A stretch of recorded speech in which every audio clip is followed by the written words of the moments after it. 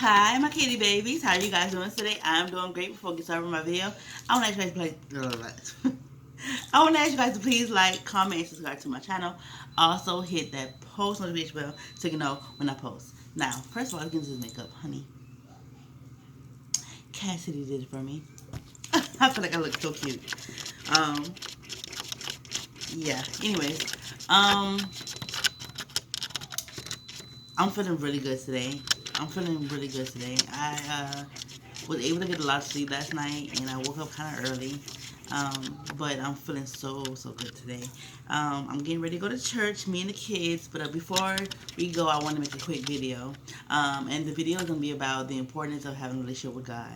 Now, I do understand that there's a lot of atheists, and there's a lot of people who do not believe in God, and I feel so sad for you guys. But I'm not here to force anything onto anybody. I just want to um, share my love for God, and the reason why I feel like it's important to have a relationship with God. So basically, God is the one who created everything. He created us individually. He knows all by name.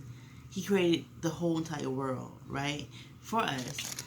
And to live a life without even acknowledging Him, it's just kind of, I can't even remember. Because, like, I mean, me personally, I've had a relationship with God since I was a child, a small child, thanks to my grandma. So I don't really know what it's like to not have a relationship with Him. But this world is so cruel, and to not have that protector, God, to protect us and cover us, or to just bless us during the hardest times, or to understand us, or to love us, it's just like when you have no one else, it's like, who would you have? Like God is that God is that being that He understands us. He knows us. He knows our problems. He knows our worries. He knows our stresses. He knows our happiness. He knows our joy. He knows us inside and out. He knows each of us inside and out. There are over 79 billion people in the world, and He knows each of us inside and out. Now, it's crazy. I'm 31 years old, and I just recently found out that God can turn His back on us. I did not know that. If you choose to upright turn your back on God, then He will turn His back on you. But it's not like a tit for tat type of thing.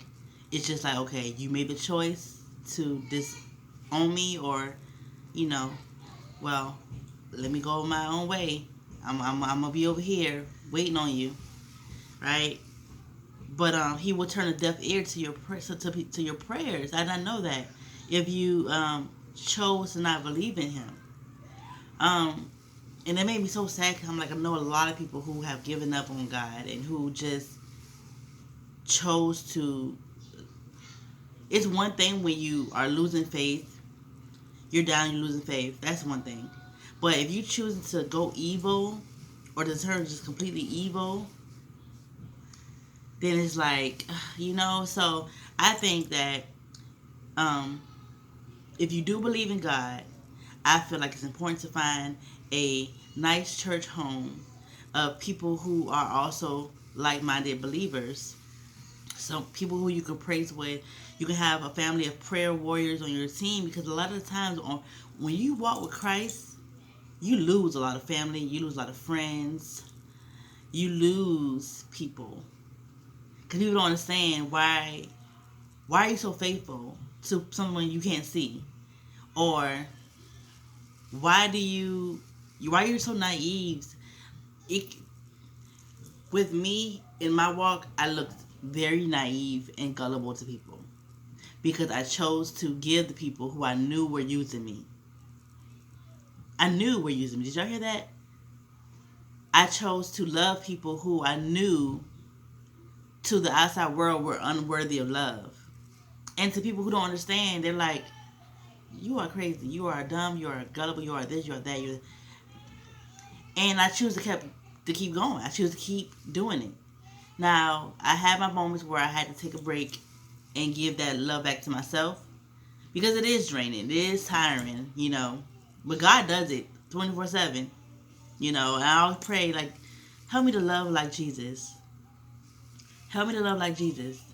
I feel like if I was able to do that, I probably wouldn't be single right now, But a part of me still, I'm very much human, so I get in my feelings and I just choose to stay away from certain people. But how I used to be, what started my walk overall was me I'm still a very giving and loving person. And I choose to love people anyway, you know? Um, Again, people have abused that. People will abuse that. But I'm favored in God's eyes. I've been reaping.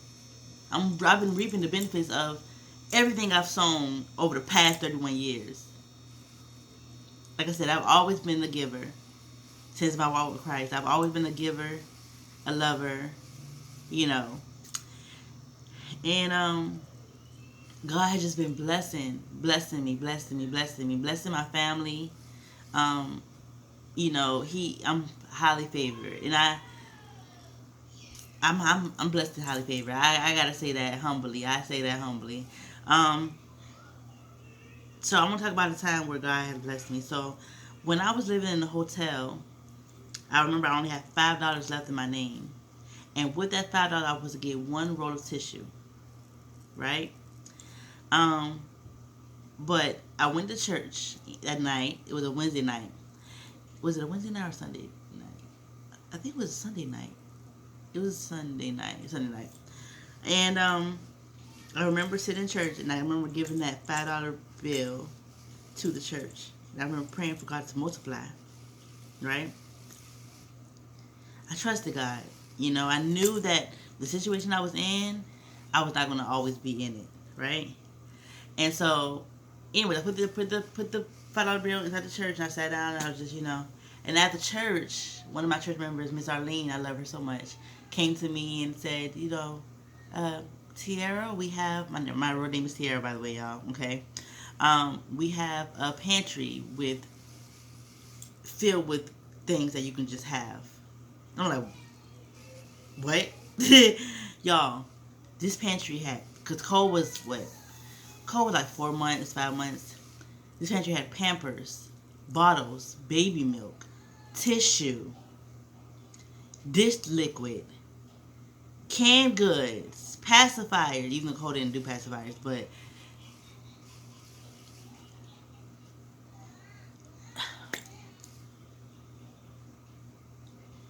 when I say God multiplied, He multiplied. It didn't have to be in money, but He provided me with the things that I need. I'm about to cry, y'all. He provided me with the things that I needed. In the same night, I gave my last. I mean, tissue, dish liquid, shampoo, y'all. I needed all those things, but the main thing I needed was tissue. And God just was like, here, I'll give you everything you need.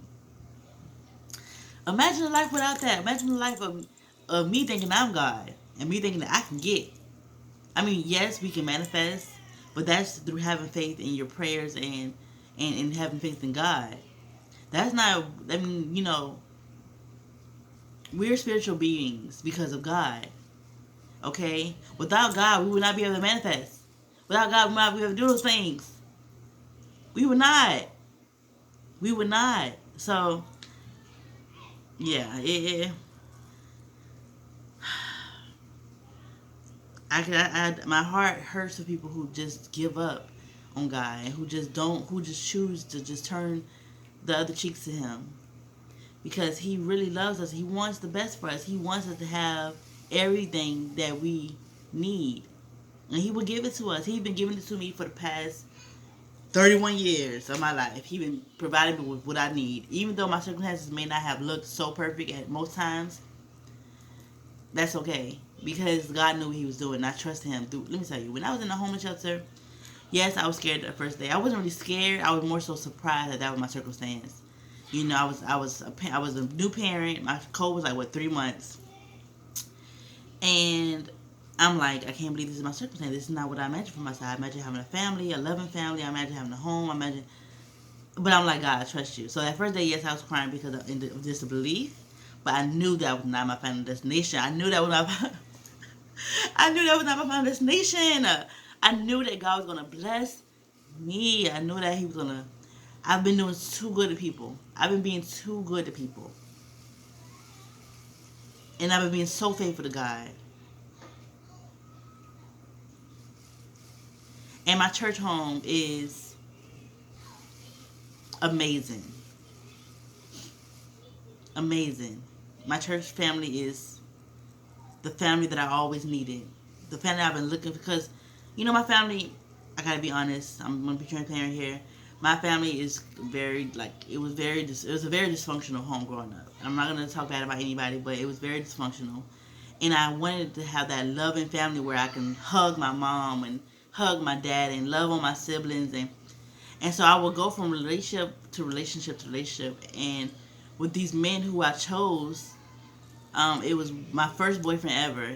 His family was like everything that I wanted to have as a family. They were so loving. His mom always greeted me with the biggest hug. She always cooked for me when I came over. Um, that was a very sweet family. You know, of course things don't work out, but that was what I want in a family. I always thought about. I still think about that family to this day. When I look at the family online and the good things that they do together and the love they show to each other, I don't know family's perfect, but I always looked at that as what I wanted as a family. You know, and so I'm like, okay, if I can't have that, I want to create that myself. And so when I had Cole and me and his dad was going through the trials and tribulations we were going through, I'm like, this is not what I want for my family. But anyways, but God stepped up and he became Cole's father. He became my husband. He's our father. He's our father. He's been taking care of us. He's been taking really good care of us to the point where I'm so spoiled that I feel like I don't need a man. You know? But anyways, I want to share that with you guys. I hope that y'all can learn from my situation. I want to open up more about my testimony as well, because maybe I feel like it can help people. But anyways, peace out. We gotta go to church. Peace out. Love you. Love you. Bye bye.